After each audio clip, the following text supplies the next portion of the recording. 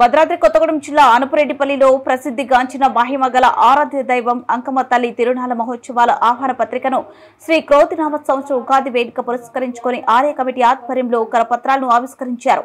ఈ నెల 18 నుండి 23 వరకు ఉత్సవాలు ప్రారంభమవుతాయని, 5 రోజుల పాటు ఉత్సవాలు నిర్వహిస్తామని అంకమ్మ తల్లి ఆలయ అభివృద్ధి ప్రదాత మారకాని శ్రీనివాసరావు పేర్కొన్నారు.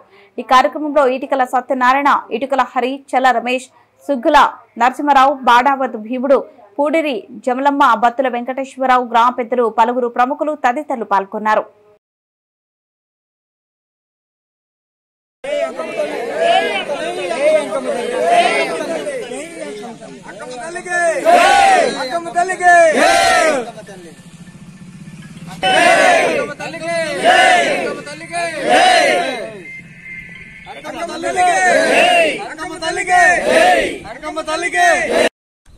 ఈరోజు తెలుగు సంవత్సరాది ఉగాదిని పురస్కరించుకొని వార్షికంగా అమ్మవారి తిరునాళ్లను, శ్రీ అంకమ్మ తల్లి వార్షిక తిరునాళ్లను పురస్కరించుకొని ప్రచార కరపత్రాలు ఈరోజు ఆవిష్కరించడం జరుగుతోంది.